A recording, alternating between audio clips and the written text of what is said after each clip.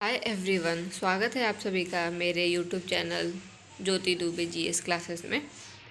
अगर आप लोग चैनल पे नए हैं तो प्लीज़ चैनल को सब्सक्राइब कर ले और वीडियो अच्छी लगी तो लाइक और शेयर कर दे। आज हम पढ़ेंगे बिहार के प्राचीन इतिहास के बारे में, ठीक है, जो कि है मगध साम्राज्य का उत्कर्ष। इसके पहले हम लोगों ने निम्नपुरा पाषाण काल, नव पाषाण काल, ठीक है, महात्मा बुद्ध, महावीर स्वामी के बारे में पढ़ चुके हैं। तो आज हम मगध साम्राज्य का उत्कर्ष के बारे में पढ़ेंगे। ये बिहार शिक्षक भर्ती के लिए बहुत ही ज़रूरी कह ले या फिर बहुत ही एकदम इम्पोर्टेंट क्वेश्चन होने वाला है। तो चलिए स्टार्ट करते हैं। मगध साम्राज्य का उत्कर्ष। पहला है पुराणों के अनुसार, ठीक है, पुराणों के अनुसार मगध पर शासन करने वाला पहला राजवंश वृहद्रथ था। कौन था? वृहद्रथ, ठीक है। कलर चेंज कर लेना थोड़ा, ठीक। जरासंध की इसी वंश का संस्थापक था, जिसका विवरण महाभारत में भी मिलता है, ठीक।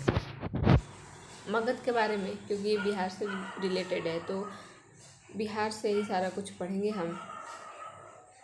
आगे देखते हैं। अन्य साहित्यिक स्रोतों के अनुसार मगध का पहला राजवंश हर्यक वंश था, ठीक, जिसकी स्थापना बिंबिसार ने की थी, जिसका टाइम पीरियड था 544 ईसा पूर्व से 492 ईसा पूर्व।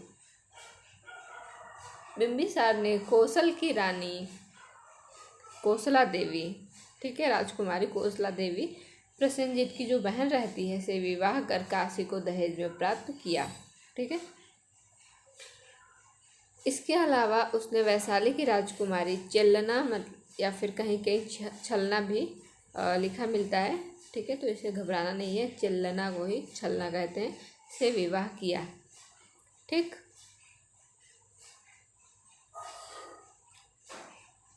बिंबिसार ने अंग नरेश ब्रह्मदत्त को विजित कर अंग राज्य को मगध में मिला लिया। उसका अवंती के शासक चंड प्रद्योत के साथ मैत्रीपूर्ण संबंध थे। कालांतर में प्रद्योत के इलाज के लिए उसने अपने वैद्य जीवक को भेजा।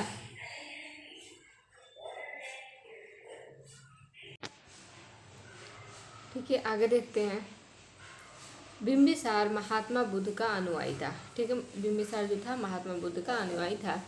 बौद्ध ग्रंथों के अनुसार उसके पुत्र अजातशत्रु ने उसकी हत्या कर मगध का शासक बना, ठीक है। जो अजातशत्रु था उसकी हत्या करके शासक बन गया। किनके अनुसार? बौद्ध ग्रंथों के अनुसार। और इसका टाइम पीरियड क्या था? 492 ईस्वी से 460 ईसा पूर्व था इसका टाइम पीरियड, ठीक है। आगे देखते हैं। अजातशत्रु द्वारा बिंबिसार की हत्या से क्रोधित काशी नरेश प्रसेनजीत ने मगध से काशी वापस ले लिए, ठीक है, जो कि अपनी बहन की शादी किया था, ठीक है। प्रसेनजीत बिंबिसार से उसने क्रोधित होकर क्या किया? मगध से काशी वापस ले लिया। कालांतर में दोनों में युद्ध और संधि हो जाती है। बाद में चल के पहले लड़ाई होती है फिर संधि हो जाती है, ठीक। अजातशत्रु का काशी की राजकुमारी वाजिरा से विवाह होता है। वह काशी पुनः प्राप्त हो जाती है, ठीक। क्या होता है? फिर से लड़ाई होती है और पुनः प्राप्त हो जाता है और वाजिरा से शादी हो जाती है, जो कि काशी की राजकुमारी रहती है, ठीक। अजातशत्रु ने अपने मंत्री वत्सकार, ठीक है, वत्सकार की मदद से वज्जी संघ में फूट डलवा दिया।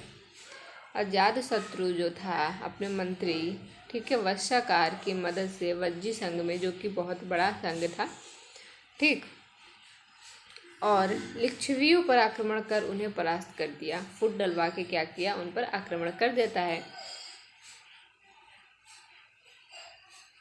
आगे देखते हैं।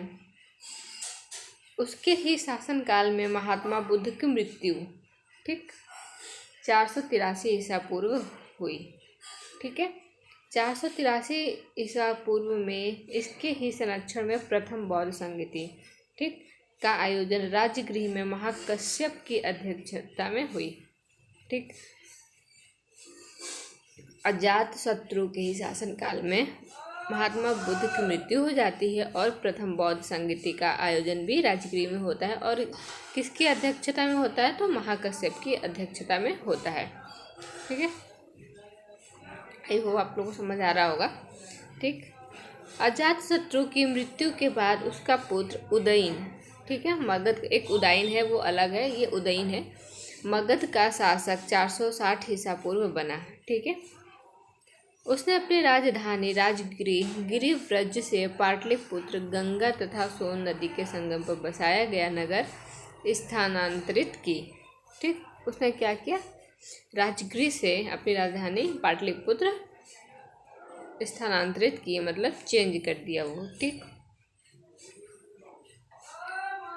उदयन के 3 पुत्रों अनिरुद्ध, मुंडक और नागदशक, जो कि दर्शक भी कहीं कहीं लिखा मिलता है, ने क्रमशः अल्पकाल तक शासन किया। ठीक, इन लोगों ने बहुत कम शासन किया। ठीक है, इसकी उतनी जानकारी नहीं प्राप्त होती है।